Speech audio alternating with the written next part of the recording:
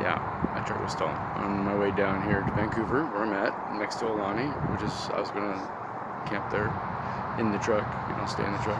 It's a lot cheaper to sleep in the truck, have fun all night, sleep in the truck, wake up, do it again. So that's not what I was doing. I had all my stuff in my truck. I was ready to come down here, and I was gonna be selling it and grabbing more stuff out of storage, selling it, putting my stuff from storage into a smaller storage unit. And and working my job. I was gonna be doing insurance sales down here while I'm doing all that, making tons of money. But my truck got stolen.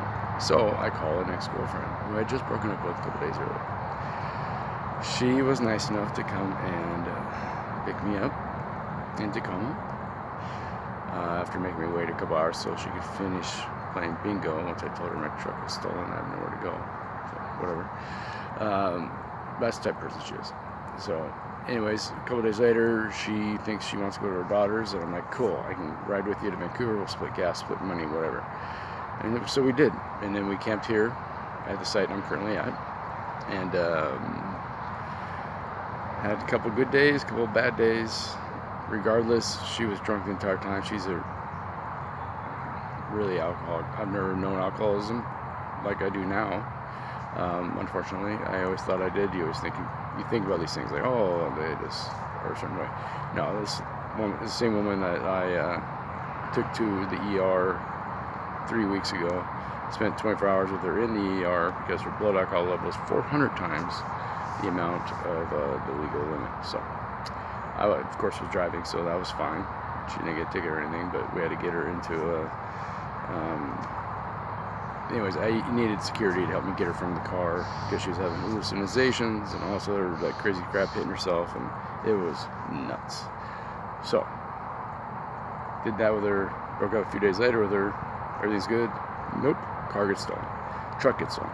So then call her, she makes me wait a couple hours, fine, comes and gets me, spend the next 2 nights in her car. Thank you, that was nice of her. And then we drive down here because she's going to visit with her daughter, but her daughter says she's sick, her kids are sick, they don't want to see her. That's fine. We just kind of spent the week here, or 5-6 days here, something like that. And then on last Saturday, 1 week ago, her car is having all sorts of overheating issues, so guess what I do? I try to fix it. I've done this 5 or 6 times already in the last month with her car. I don't know why she didn't buy that thermostat, whatever, I forget the name of it right now, but yeah, the stuff you pour into to make it, the coolant, thank you, coolant. So I don't know why she never bought it, but I just kept putting water in it because that's all we had, and then, she has free will, she can go to the store and buy coolant anytime. I always thought she did, because she would, drive, she'd be on the phone talking to one of her best friends and driving, and I'm like, oh my god, she's probably gonna get coolant this time. She'd always return with alcohol. Never asked about the coolant. I just assumed that's what people do, right? She never did. So, 5th or 6th time doing it, 4th time, 5th time, whatever. Got too cocky or whatever, just turned it a little bit too much. Blew up on my arm. My arm has 3rd degree, 2nd degree burns all the way down. I took some pictures of it. It's pretty nasty. I spent a good half hour today just removing skin, dead skin, like carefully, because I had to get it wet and then just kind of roll it until it breaks.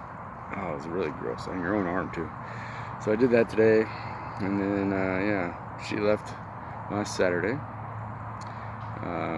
Started talking about some other guy, and like he'll help her with her car. I don't know how she made it from here to Tacoma, because we couldn't even go a mile over there. She must have bought the stuff I told her to buy, but apparently some other person's fixing it, so good for her. I'm just glad to be done with it, to tell you the truth. That's one headache I don't need anymore, trust me. It was nice to have a car though, for the few days after my truck was stolen, so that part was nice, but her personality not. But yeah, so she's gone, left me here by myself, and that's what I've been doing since. So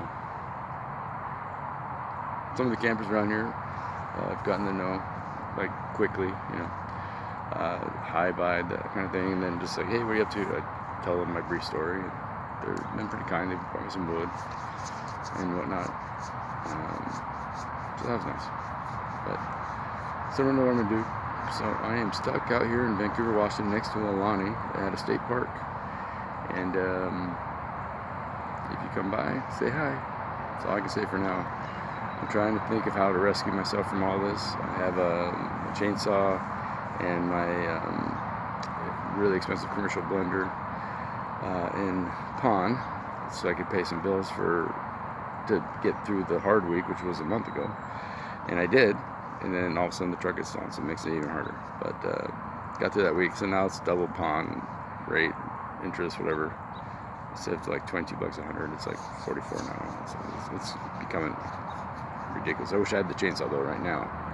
Don't need the blender because I have no power, but the chainsaw would be handy. Cut down, or not cut down trees, I wouldn't do that, but I find these huge logs that you probably saw, and it'd be nice just to be able to cut them and make it easy to carry them.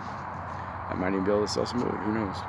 Make a little bit of money here and there. Pay for some things, because I'm broke. I'm going to start hunting rabbit pretty soon. And they're fast, so probably not going to get any. But,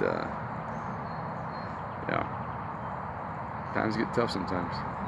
And then they get tougher. And then they get tougher. And if you followed me the last 3 or 4 years, and then they get tougher and tougher and tougher. There is no bottom.